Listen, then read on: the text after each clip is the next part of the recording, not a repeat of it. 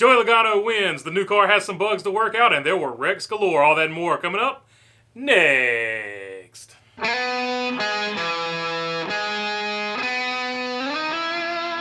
All right, if I haven't earned your subscription, hopefully today is the day that I earn that. First, let's get to the wrecks. Before the real season even starts, we have some controversy. Start off with the first one. Todd Gilliland straight up put Aric Almirola into the wall. That was just a straight dump move. There's no other way around it. I don't know exactly what happened between those two guys, but Todd Gilliland definitely dumped Aric Almirola, and that was the first big caution. It took forever to clean that caution up, but don't worry, there would be far more cautions to come in the race, including one with Erik Jones. I'm just going to skip over it. That last chance race just had so many cautions. Ty Dillon alone was just about in every single one of them. I'm actually going to cut a whole separate video about Ty Dillon and what went down with that. But Ty Dillon in that last chance race caused a bunch of them. But a couple other notable ones other than Ty Dillon saying, hey, this bumper is rated E for everyone, was Erik Jones and Ryan Blaney. Ryan Blaney, according to Erik Jones, brake checked him going into, this was in the main event by the way, brake checked him going into the corner, and Erik Jones did not particularly like that. So Erik Jones laid the wood to him the next time by and sent him into the wall, ending his day. So that was a little bit of controversy. We're not used to seeing Erik Jones do that, but this type of track brought that out of him like a lot of us expected and like a lot of you in the comments said would happen. And then, of course, this was straight a retaliatory move, and unfortunately Justin Haley was on the end of something that he didn't really do, but Kyle Larson thought he did. Kyle Larson cut down and straight put the guy into the wall. There's no way around it. Of course, I'm a big Kyle Larson fan, but I got to call it like I see it. Kyle Larson retaliated because he thought Justin Haley was roughing him up. He didn't realize it was actually his teammate William Byron pushing Justin Haley into him. And so he retaliated, and I think when he watches the video, he's going to be like, oh man, I probably shouldn't have done that. And for Justin Haley's part, he handled it like an absolute professional.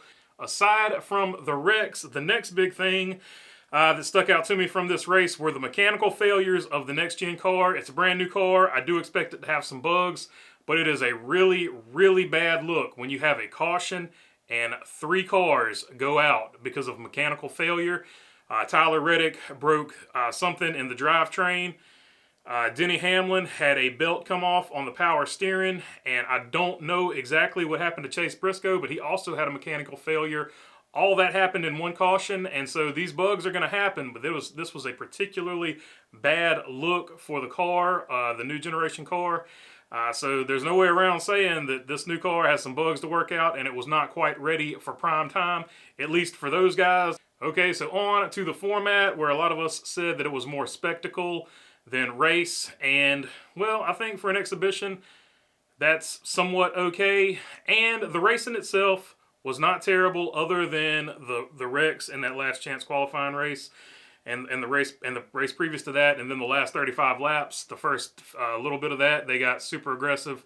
So aside from the wrecks, this was actually a pretty decent race. But let's look at the format itself, and I'm big enough to admit, look, I said this race was probably going to be garbage. It was not garbage. It was not the greatest race I've ever seen, but it definitely wasn't garbage, so I'll admit I was wrong. The race actually ended up being fairly decent, but let's look at the format real quick. What I liked about the format and what I think NASCAR can take away going forward, throw those stages in the trash, and let's go to heat races. Heat races were far more entertaining than any type of stage racing NASCAR has ever had since they implemented stage racing. So can we please take the stage racing and throw it in the freaking trash can and go to some heat races, because these heat races were phenomenal. I also, although I didn't mind Ice Cube's performance, I didn't like the halftime break. It interrupted the flow of the action. I think things would have gotten a lot better if they had just let the cars keep driving. They would have encountered more traffic. Things would have got a lot more interesting. 275 sprints to the finish. That's like a twin 75 at a late model track where that works for late models, this is the prime time. We shouldn't have a halfway break. They should have just let them have at it.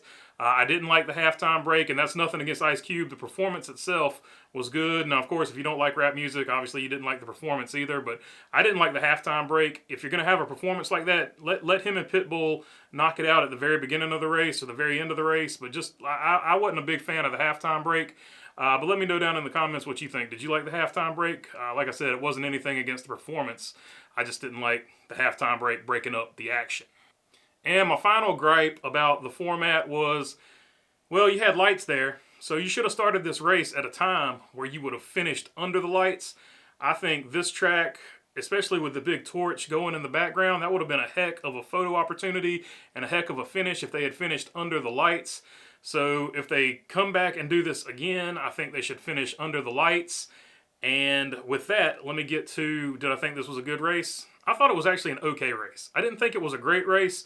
I thought because they put so much hype into it, it had to have a little bit of a better finish to live up to it. But I don't know if any race could have really lived up to the hype that they hyped this thing up to. And do I think they should come back in the future? I wouldn't mind them coming back in the future. I just don't want them to take away from Speed Weeks. Like, have this exhibition race at a different time other than Speed Weeks. Have it either as a second All-Star race or something like that, or have it as the actual All-Star race. I wouldn't mind that. But I don't want to take away from Speed Weeks.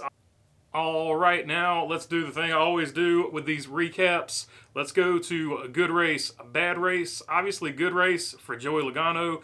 He wins the race. Good race for all of the stage winners, which were Kyle Busch, Joey Logano, Tyler Reddick, Justin Haley, and then the last chance winners who Ty Dillon / Ryan Preece, because they took the win away from Ty Dillon because they said he jumped the restart or whatever.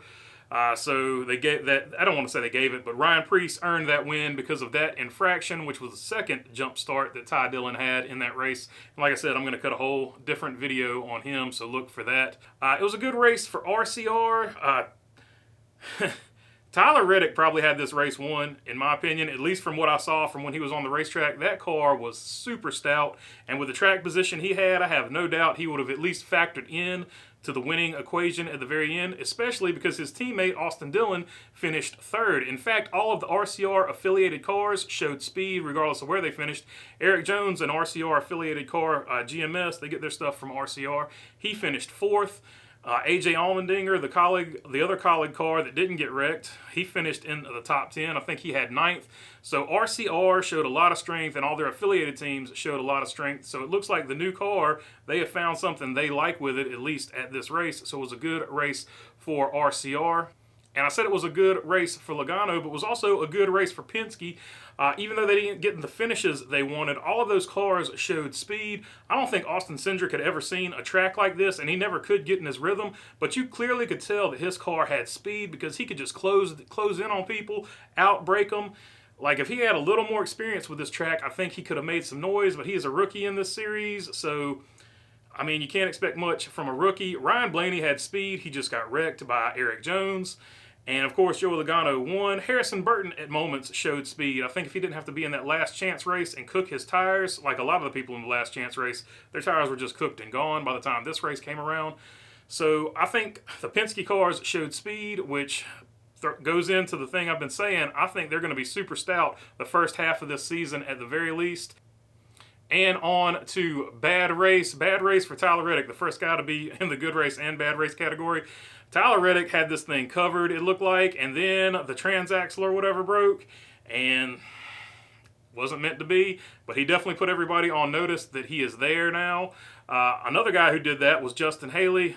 Definitely a bad race for Haley, but he showed a ton of speed, won that heat race, so everybody knows he's there now, and even when things didn't go his way, he showed a lot of composure and maturity. So bad race for him, but there are some positives to take away. They know he's there now. Bad race for RFK, specifically Brad Keselowski. Brad Keselowski just didn't have any speed. It looks rough. I'm still sticking with him. You'll actually see in my preview coming up this week. But I think RFK, even though they might get off to a slow start, I think they've got enough good people in place that they'll overcome this. But bad first outing for the RFK group.